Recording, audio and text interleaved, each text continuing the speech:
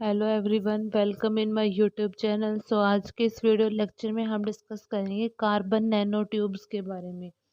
तो carbon nano tubes के ऊपर बेसिकली अगर क्वेश्चन आएगा तो ये 8 मार्क्स के अंदर ही पूछा जाता है। तो कार्बन स्टार्ट करते हैं। कार्बन नैनो ट्यूब्स क्या होते हैं? A carbon nano tube is a carbon allotrope. ये एक तरीके का कार्बन का ही क्या होता है? एलोट्रोप होता है। It is a hollow cylindrical tube of carbon atoms. अब ये क्या होता है? एलोट्रोप होता है कार्बन का, और ये एक होलो सिलेंड्रिकल टाइप की ट्यूब होती है कार्बन एटम्स की। यानी कि कार्बन एटम्स जो है यहाँ पर वो एक होलो सिलेंडर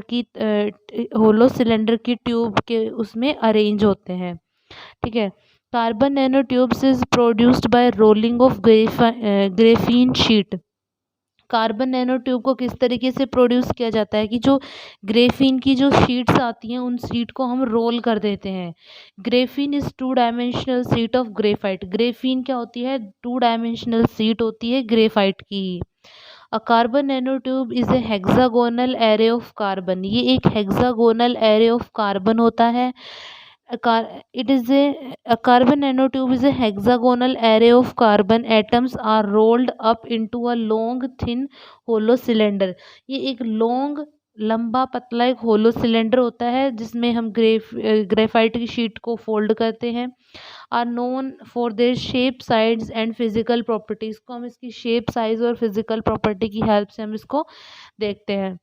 अब हम देख लेते हैं types of carbon nano tube क्या होंगे। तो हमारे पास दो टाइप की कार्बन नैनो ट्यूब्स होती है। एक होते हैं सिंगल वॉलेड नैनो ट्यूब्स, एक हमारे पास होते हैं मल्टी वॉलेड नैनो ट्यूब्स। तो इसमें हम डिस्कस करेंगे कि one by one single walled nano tubes क्या होती है और मल्टी वैलिड नैनो ट्यूब्स क्या क्या होती हैं। तो सिंगल वैलिड नैनो ट्यूब्स के अंदर क्या होता है? Is a single walled nano tubes is a single roll of two dimensional sheet of graphite. SWNT के अंदर क्या होता है कि जो हमारे पास टू डायमेंशनल शीट जो होती है ना ग्रेफाइट की, उसको हम सिर्फ सिंगल बार फोल्ड करते हैं। सिंगल लिख रखा है ना, तो यानी कि जो ग्रेफाइट की शीट है टू डायमेंशनल, उसको हम सिंगल फोल्ड करते हैं तो वो हमारे पास क्या कहलाता है? Single walled nano tubes. Multi यानी कि ज़्यादा बार। Multi walled nano tube is a multi layer two dimensional sheet of graphite. यानी कि बहुत सारी जो टू डायमेंशनल शीट है ग्रेफाइट की, उनको जब हम रोल करते हैं तो हमारे पास क्या बनता है? Multi walled nano tubes. जो सिंगल वॉलेड नैनो ट्यूब्स होते हैं उसका जो डायमीटर होता है, they have diameter close to 1 nanometre. इसका जो डायमीटर होता है वो 1 नैनोमीटर के करीब होता है, और इसका जो डायमीटर होता है दैट इज 10 to 20 नैनोमीटर। और जो हमारे पास सिंगल वॉलेड नैनो ट्यूब्स होते हैं इनके लिए हमें catalyst, it require catalyst for synthesis. इसके लिए हमें किसी कैटलिस्ट की रिक्वायरमेंट होती है। बट जो हमारे पास मल्टी वॉलेड नैनो ट्यूब्स होती हैं, मल्टी वॉलेड नैनो ट्यूब्स के लिए हमें किसी भी कैटलिस्ट की रिक्वायरमेंट नहीं होती। इसको हम विदाउट कैटलिस्ट भी क्या कर सकते हैं? प्रिपेयर कर सकते हैं। सिंगल वॉलेड नैनो ट्यूब्स के अंदर इट कैन इजीली ट्विस्ट। इसको हम आसानी से ट्विस्ट कर सकते हैं क्योंकि सिंगल फोल्ड होता है। टू डायमेंशनल शीट होती है जो ग्रेफाइट की, उसको हम सिंगल फोल्ड करते हैं तो उसको आसानी से हम ट्विस्ट कर सकते हैं, जबकि मल्टी वॉलेड नैनो ट्यूब्स को हम नहीं कर सकते। और सिंगल वॉलेड की हाई इलेक्ट्रिकल कंडक्टिविटी होती है, जबकि मल्टी वॉलेड की लेस इलेक्ट्रिकल कंडक्टिविटी होती है। अब हम स्ट्रक्चर की बात कर लेते हैं। In different way the carbon nano tubes are rolled up. जो कार्बन नैनो ट्यूब्स होती है ना, उसको हम डिफरेंट डिफरेंट तरीके से क्या कर सकते हैं? रोल कर सकते हैं। जैसे हम उसको जिग जैग स्ट्रक्चर में रोल कर सकते हैं, कायरल स्ट्रक्चर दे सकते हैं उसको, या फिर हम आर्म चेयर स्ट्रक्चर में क्या कर सकते हैं? उस टू डायमेंशनल शीट जो होती है ग्रेफाइट की, उसको फोल्ड कर सकते हैं। तो ये क्या हो गया? उसका स्ट्रक्चर हो गया। हमने ये देख लिया कार्बन नैनो ट्यूब्स क्या होती हैं। ठीक है। क्या वहाँ पर टाइप्स क्या क्या होते हैं? Single wallet carbon nano tubes और multi wallet carbon nano tubes. उसके बाद हमने देख लिया उसका स्ट्रक्चर किस तरीके का होता है। हम सिंथेसिस देख लेते हैं किस तरीके से हम इसको प्रिपेयर करते हैं।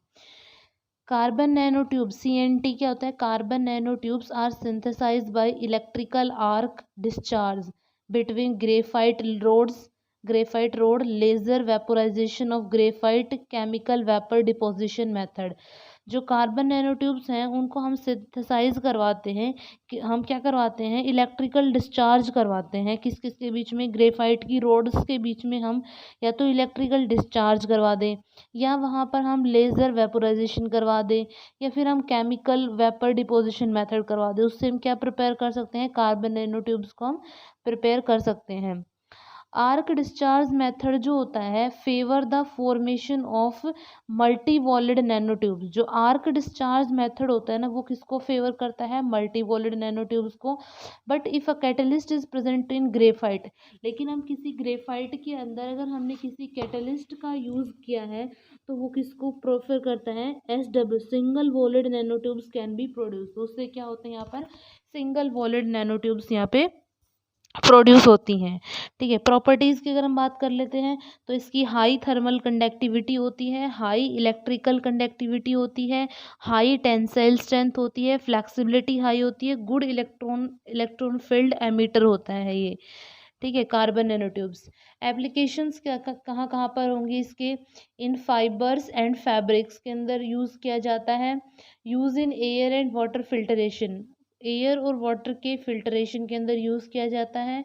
बायोमेडिकल एप्लीकेशंस भी बहुत सारी हैं इसकी।